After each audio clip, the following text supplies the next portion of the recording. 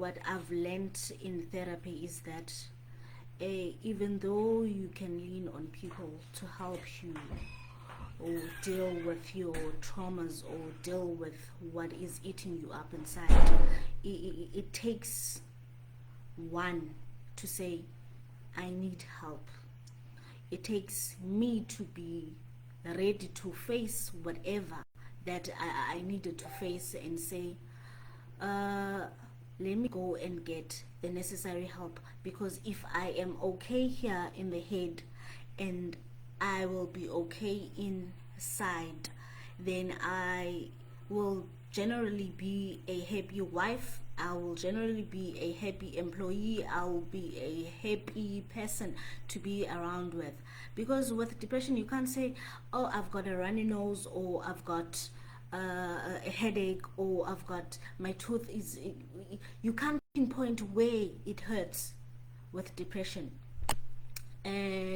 Now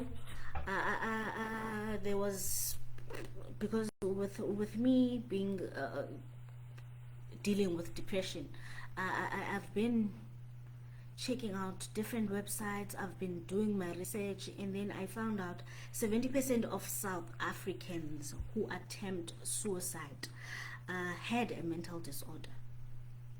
Yeah, that is how bad, or that is how yes, I'll say that is how bad this thing is. And now I felt the need to say, okay, why not start with me? Why not put myself there and say, here I am, I will share my story with you, and I will allow my journey. Even if I can touch just one person, then I would have done a good deal. Because for me, it's not about recognition, it's not about saying that I want to be famous, but I want to help someone somewhere, in some place. I know there's someone who feels that there is no way out of whatever they are feeling, and no one understands me. No one, I don't know where or who to reach out to when I am now feeling this. I'm not feeling myself. I'm feeling like I am in my body, but I don't associate with my body. I do not know, because with depression it changes your mood. Sometimes you don't feel like going out. You do not feel like. For me, I cut my hair for the longest of time. I was like, oof, no, me going to the salon, me looking my best. I did not care about my looks. But now that is not my story, and that is not why I am here. I thought Sia was gonna help me with this, but I'm gonna touch on the things that he and I have practiced, because he had questions for me as to when I was diagnosed with depression, or what made me take the necessary steps to get help. So now this is my answer, or this is my story. My journey with depression started when I was very young, but I could not talk about it because I grew up in a generation where parents did not allow children to talk. You would be scolded for something, but in fact maybe you didn't do that, but you could not say now, but mom or dad, I did not do that. You would say, oh, now you're the parent, now you are talking back. And I grew up in an era where parents had favorite child or children, and even they could not hide it. It was a known secret, or it was a known fact that in that household, that father or that mother loves this child more than the others. But they did not take account as to what happens to the other children, or what happens to the other child who knows that he or she is not the favorite child? So that is my story. And then now, it made me feel in a type of way, but I was diagnosed in the year 2017 because I had trouble sleeping. I like I said, I cut my hair. Not to say there was something wrong with my hair, but I cut my hair. I said I did not care about my looks, and I had trouble sleeping. I would often have flashbacks of what traumatic experiences that I had, childhood traumas. So now I went to the doctor, and to my surprise, he said that, ma'am, you have depression. I am putting you on antidepressants, and I am putting you on sleeping pills. And when he checked my pulse, and he said, oh, your heart is also not beating to my satisfaction, so I'm giving you heart pills. I'm gonna monitor you. Now, for me, that was a wake-up call, because when I knew if my heart is not functioning, then I could possibly die. If my head is not okay, how will I raise my child? How will I be a partner to my husband? How will I be able to work and be able to face the world? So, and the second question Sia had for me was, who was the first person I told? For me, it was my husband, because he's the one that I'm staying with. My child was too young to understand what depression was. And for him, he wasn't fully aware of depression. Also, he didn't have the knowledge, but he said, okay, well, let's take these pills. But I could see he was confused, and also I was confused, because I could not say this, it hurts here, or rub me here, or do this, or do that. For me, I've always find solace in church. So for me, I knew that maybe if I talk to my local pastor and share my journey, and now being on pills.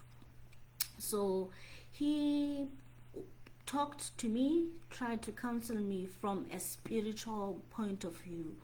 But now remember, my pastor is now counseling me, taking me through with my spirituality, and he even went as far as telling me his story about how he grew up. And maybe I thought it was his way of trying to make it relatable to my story, but that was what I didn't need at the time. He was not a psychologist, he was not a psychiatrist. I needed someone to decode this for me, to tell me that it's okay, you are not going crazy, you are just merely diagnosed with something, and it can be helped. But with depression, let me be real, guys, it's something that you cannot just snap out of it, because it's here, it's feelings inside. You can't even, if someone now would were to say to me, okay, where does it hurt, I can't say it hurts here or it hurts there. So now Sia said, okay, that was the step that you took in getting help, and now taking these pills. And what did the other people around you say now that when you tell them about depression? Ooh, for me, that one cut deep, because someone very close to me made fun of the situation. I remember they wrote on Twitter that, oh, now she says she has depression, and because people have the freedom of speech on social media, they write whatever they want to write. I saw people commenting that I am a nutcase, I am diligeza, and pilanga, and I'm like, but these people do not know the pain that I'm feeling. Those people do not know the trauma that I've been through. But that the love and the support from my husband and my child, and the willpower for me to survive and get over it, I felt better. I felt better. I was off pills. Now, COVID-19 happened last year. We were on lockdown. Remember, now we were not able to move, we were not able to go to parks, and we didn't do all those things. But now we were faced with our daily problems. And sadly for me, I lost a lot of family members last year. I lost so many people that were near and dear to me. But for me, what triggered depression again was the loss of my uncle. That took me back to feelings of hopelessness, feelings of like, for me, he was my home. He was someone that I knew. Even if I get a phone call from him in the morning, Umshibe was that for me. He would call me Mtana, because he had this aura, he had this respect around him. Even if you're talking to him on the phone, you're like, he's like in front of you. I'm seeing him. So now that was the reality. He's no more. He's gone. Now I started being forgetful. I could take my phone to try and maybe search for something or to call someone, but I'd forget why I even took my phone. That has been the effect of COVID-19 in my depression journey. That has been the what when I went to my GP and I was put back on antidepressants, and I was put back on sleeping pills, because now I tossed and turned at night. Now feelings of hopelessness, and and she said, like, have you seen a professional, a psychologist? Have you talked to the professionals? And I said, no, I've never been, but I've talked with my pastor, and he recommended me to start therapy.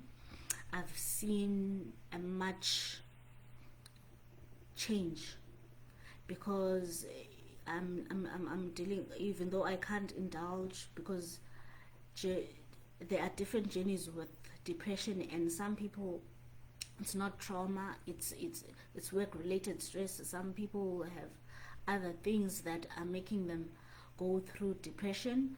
So with my therapist, the first session was very hard for me. I broke down and cried. I was a little child. I went through whatever emotion that I felt, but we both agreed that the reason that I keep on having to go back to antidepressants is that when something happens in my life, something sad or something that I deem as some people would cry about, I am unable to cry at that moment. For me, the first thing that comes to mind is survival. How do I get past that? And then it hits me months later. I'm a person that bottles things inside.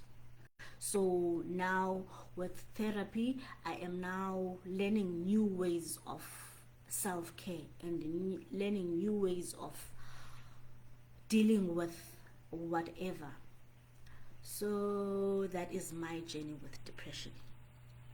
See, I was gonna come in and talk COVID-19 and the stress, because depression and stress are related, are one and the same thing, because now with COVID-19 a lot of companies have closed, a lot of people have lost their jobs, and a lot of people who are actively job hunting have lost hope. Now you see people being grumpy in the households. Now you see people being if, let's say, in a household a mother comes in, children run to the rooms because they fear she's gonna start shouting, or the father comes in, they fear the father's gonna come in shouting and whatnot. That is depression, some form of depression, guys. Or you have a child at home that, oh, it's okay, we know he or she likes to lock him or herself in the room, so you do not bother to ask why, when we are watching movies or when we are talking, you like to sleep or close yourself off. Let's create a generation, or let's create a community whereby people are able to talk about their feelings, and let us use social media to be kind to one another, to really understand. Let's not want to act when you hear that I've committed suicide, like, and then now you have people commenting on my page or asking, coming to my husband or my child to say, why didn't she talk? But you are not creating room for me to talk. You are not allowing me to talk. So I wanted to share some self-care ways that I've learned in therapy. The first one, because there will never be another you. You are the most important person that your family or the people that love you can have, and you are the most important person to yourself. As the saying goes, you have to love yourself first before you can be able to love anyone. So self-care is one of the ways that you can love yourself, and it doesn't mean that it's a cure for depression, but it's one way that you can elevate depression. Number one, spend some time outside. Walk around the block, sit on the grass, or just let the sun shine on your face for a few minutes. Clean and organize your living space. Messy spaces or houses take a toll on your mental state. They make you feel stressed and overwhelmed. I know this. People who know me, they know that I'm a neat freak. I hate a messy place. I hate it. Decrease the amount of time you spend on social media. As much as we connect with our loved ones on social media, but some contents that go around on social media can be depressing. So can we decrease the amount of time we spend on social media? Do some journaling. For some, it heals. For me, the way I do my journaling, I take a piece of paper and pen, and write down whatever feeling that I'm feeling at that moment, and tear that paper up. And then I'm okay. But some people keep diaries and reflect on certain events, on clarity, on patterns, or some use diaries to create goals. It helps with your mental state. Get better sleep. 7 to 9 hours a day, trust me, does a whole lot of good for your mental well-being. Meditate. Check in with yourself. How many of you actually take the time to check in with yourself and say, emotionally, what emotions am I feeling and why? Do a body scan. find areas of tightness from your feet to your head. Ask, how am I doing? Move your body. Dance, squat, take a walk or a run, because sitting still also plays a part in your mental health. Connect with loved ones offline. I know in this day and age, we have WhatsApp groups, we have family WhatsApp groups, we have WhatsApp groups with our friends, we have Facebook, but actually take a phone call. I'm just calling. How are you today? How are you feeling? How has your week been? Even though maybe you cannot help in that situation, but for me, someone who checks in on me, or me checking in on someone, there's a friend of mine that we usually do this, and at times it's like we are connected in a way where she says it is like we are diva about that I'm going through the most, and I could say to her, yes, you gave me a smile this morning. You don't know what I've been feeling. So we do that. It helps. Invest time in a hobby. Try an activity that you truly love, maybe like gardening, or take up a sport, or just try something new. Take deep breaths. Intentionally take a full grounded breath. Helps connect more with the present moments. I do this a lot. When I'm having a heavy day, or when I'm feeling like I can't deal with this. I take deep breaths. For me, it calms me. Even if maybe I'm having a situation whereby I have to shout, or I'm very angry, taking deep breaths calm me down. Volunteer your time with an organization you care about.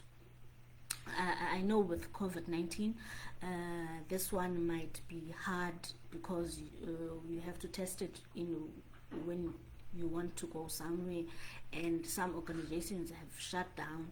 But generally, even if it's kids in your area, just gather them, try a sport with them, cuddle with someone you love. You might joke about this, but cuddles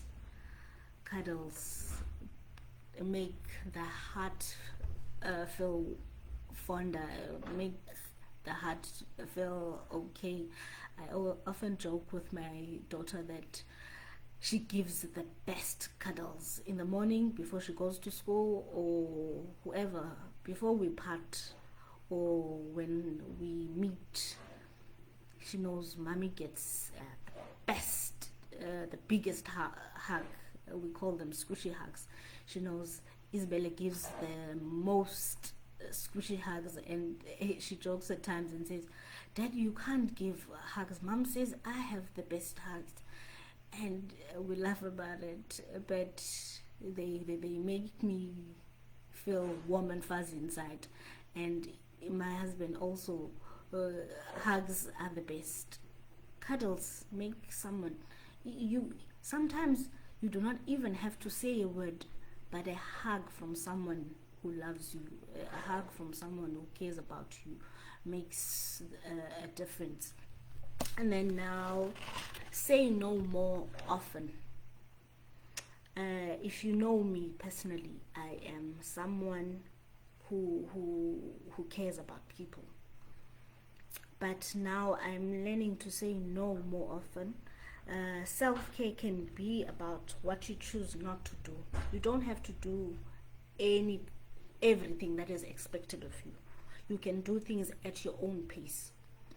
Reduce the people pleasing. It can be draining, guys. It can be draining, be it at work, They know that if they need someone who's going to work overtime, you are always there to jump.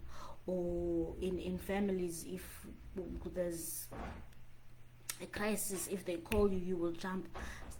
Say no if you do not feel like it. You are not forced to do something that you don't want to. Focus on yourself and what you truly want. This one is very vital. Focus on yourself, like doing that mental check. What is it that you want? What is it that you are passionate about? And then lastly, number 16, practice self-compassion. Put your hand over your heart and say, I am struggling right now. May I be gentle and flexible with myself. May I be kind to myself.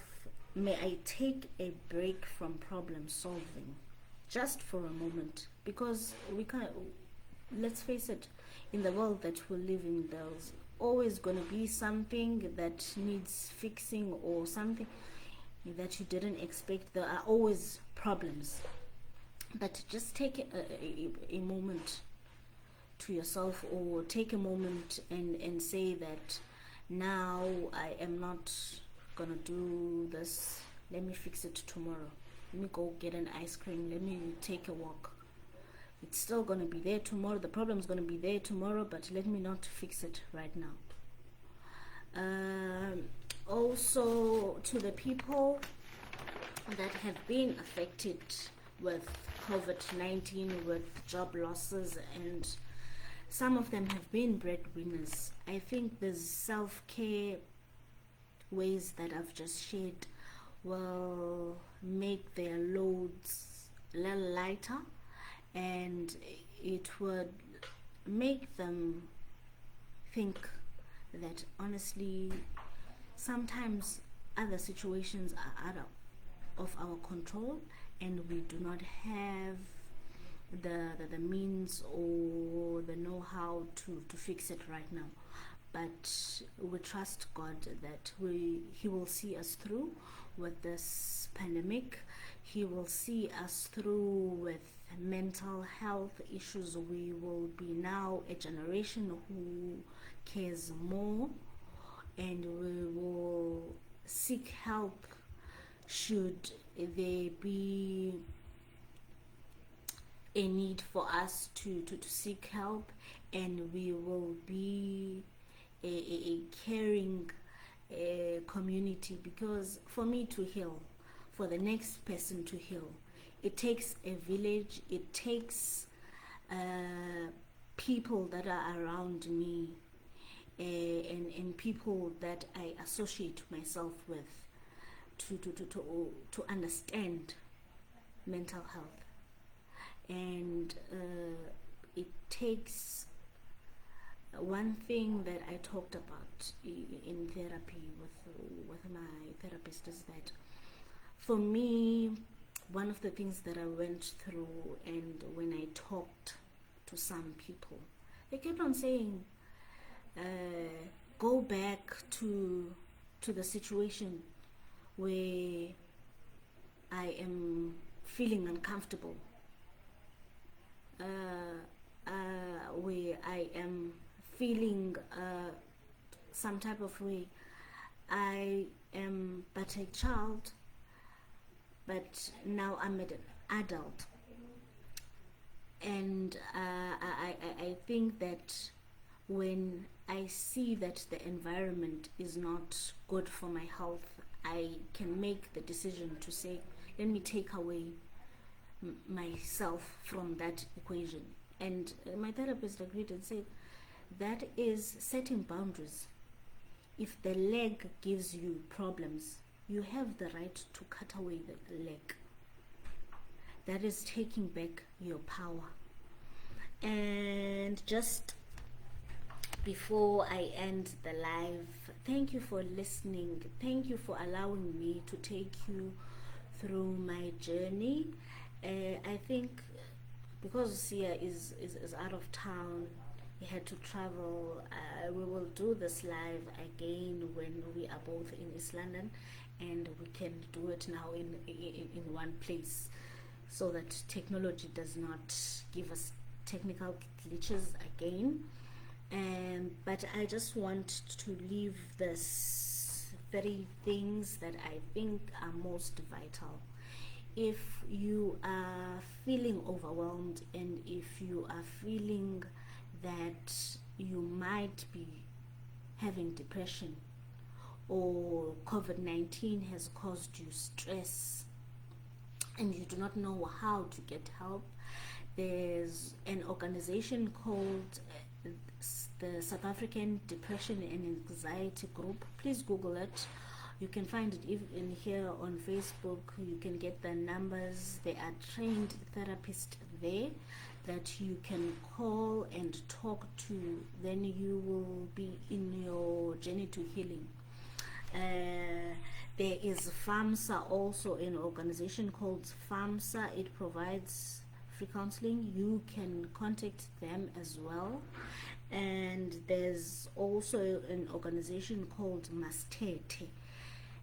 You can also call them or visit their offices. You can talk with counselors there. You can talk with people who are professionals. If you do not feel like there's someone who you can talk to in your family, or you do not think that you have the support that you need, that is it from my side. Creating mental health awareness, creating a happy generation, sharing my journey back to myself, because now I am in a healing process, and my healing process allows me to talk about my journey, and I am now wanting to share or to help at least one person. If I can make a difference in one person's life, then the world would be all right with me, and I would have done my dues to society. Thank you for allowing me the time to take up in your busy schedules to listen to this live. And can we use the hashtag decoding depression, hashtag creating a happy generation, hashtag making mental health positive. Let us not be ashamed to say that I am not okay at this moment, but I will be okay. Aviwe Melane signing out. Thank you guys for listening.